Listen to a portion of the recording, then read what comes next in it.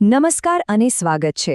ભારતનો એક ખૂબ જ મોટો ટાર્ગેટ છે પોતાની નિકાસને નવી ઊંચાઈઓ પર લઈ જવાનો. પણ આ થશે કેવી રીતે? આ કોઈ નાની સૂની વાત તો છે નહીં.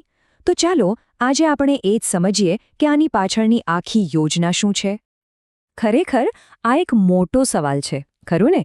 વિચારો કે 1 અબજથી પણ વધારે લોકોનો આ દેશ, આટલી બધી વિવિધતા, તો પછી એ વૈશ્વિક બજારમાં ટક્કર આપવા માટે કેટલો તૈયાર છે એ માપવું કઈ રીતે?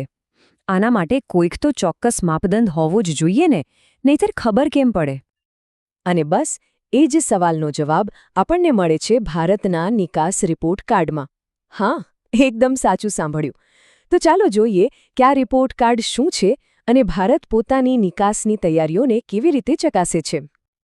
આને જ કહેવાય છે નિકાસ તૈયારી સૂચકાંક, અથવા ટૂંકમાં કહીએ તો EPI. આ નીતિ આયોગ દ્વારા તૈયાર કરવામાં આવેલું એક ખૂબ જ ઊંડાણપૂર્વકનું વિશ્લેષણ છે. એનું કામ શું? તો કે દેશના દરેક રાજ્ય અને કેન્દ્ર શાસિત પ્રદેશની નિકાસ માટેની સજ્જતા કેટલી છે એ માપવાનું. અને હા, આ કોઈ નવી વાત નથી હં. આ સૂચકાંક પહેલીવાર 2020માં આવ્યો હતો અને આ એની 4થી આવૃત્તિ છે. આનો સીધો મતલબ એ છે કે હવે આ એક સ્થાપિત અને ખૂબ જ મહત્વનું સાધન બની ગયું છે. પણ સવાલ એ થાય કે આ બધા આંકડા, આ બધા રેન્કિંગ આખરે આટલા મહત્વના કેમ છે? આનું મહત્વ શું છે?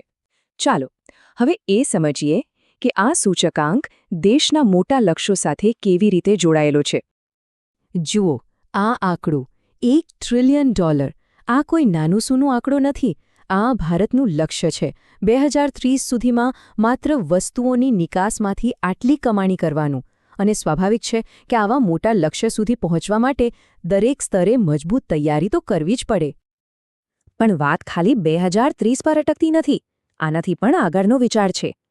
આ સૂચકાંક સીધો 2047ના વિકસિત ભારતના સ્વપ્ન સાથે જોડાયેલો છે. એટલે કે આ દેશના લાંબા ગાળાના ભવિષ્યનો એક રોડમેપ છે. અને આ મોટા લક્ષ્યોનો સામાન્ય માણસ માટે શું અર્થ થાય? તો એનો અર્થ છે દેશમાં મોટા પાયે રોજગારીનું સર્જન, અલગ અલગ વિસ્તારો વચ્ચે જે અસમાનતા છે એ ઘટાડવી અને ભારતને દુનિયાની સપ્લાય ચેઇનનું એક મુખ્ય કેન્દ્ર બનાવવું. આ બધું જ દેશના અર્થતંત્ર અને લોકો માટે સીધા ફાયદાઓ લાવશે. સારું, આપણે લક્ષ્યોની વાત તો કરી, પણ આ રાજ્યોને રેન્કિંગ આપવા પાછળની પદ્ધતિ શું છે? કયા આધારે નક્કી થાય છે કે કયું રાજ્ય આગળ છે? ચાલો હવે આ સૂચકાંકના મૂળમાં જઈએ અને એની પદ્ધતિને સમજીએ. આ સૂચકાંક મુખ્યત્વે 4 સ્તંભો પર આધારિત છે.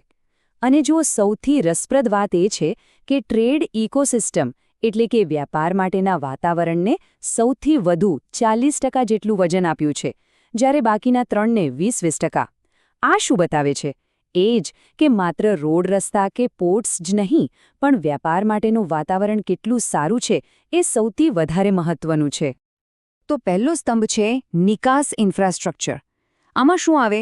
સીધી વાત છે, લોજિસ્ટિક્સ, રોડ અને રેલ કનેક્ટિવિટી. માલને એક જગ્યાએથી બીજી જગ્યાએ પહોંચાડવાની વ્યવસ્થા કેવી છે, એ બધું. હવે આવે છે બીજો અને સૌથી મહત્વનો સ્તંભ, વેપાર ઇકોસિસ્ટમ.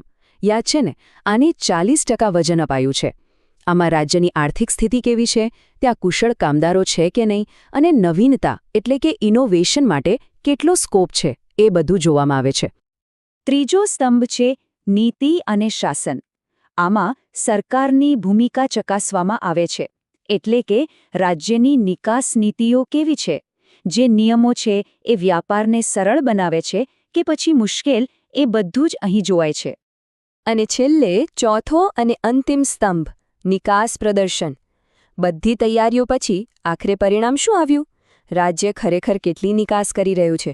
શું એ ફક્ત 1-2 વસ્તુઓ જ વેચે છે કે પછી એની પ્રોડક્ટ્સમાં વિવિધતા છે? આ જ તો છે અસલી રિઝલ્ટ.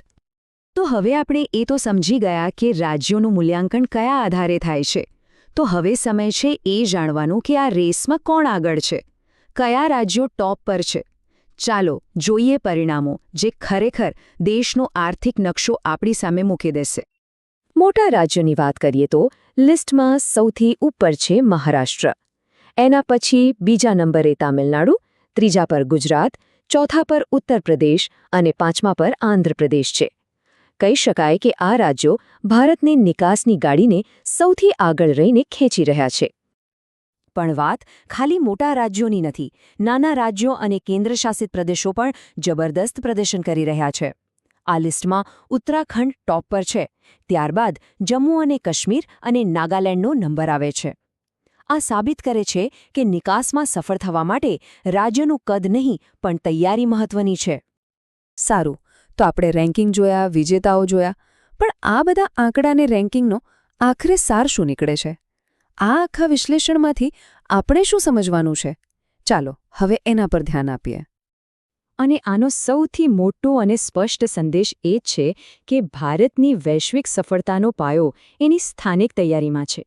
દેશ તરીકે આપણે ત્યારે જ આગળ વધી શકીશું જ્યારે દરેક રાજ્ય, દરેક કેન્દ્રશાસિત પ્રદેશ અને કહીએ તો દરેક જિલ્લો આમાં પોતાનું યોગદાન આપશે. તો અંતમાં એક મોટો સવાલ એ ઊભો થાય છે કે આ સૂચકાંક એક સ્પષ્ટ રોડમેપ તો આપે છે, પણ શું આપણા રાજ્યો ખરેખર આ રસ્તા પર ચાલીને ભારતને વૈશ્વિક વેપારના નેતા તરીકે સ્થાપિત કરી શકશે? આનો જવાબ જ દેશની આવનારી આર્થિક યાત્રાનું ભવિષ્ય નક્કી કરશે.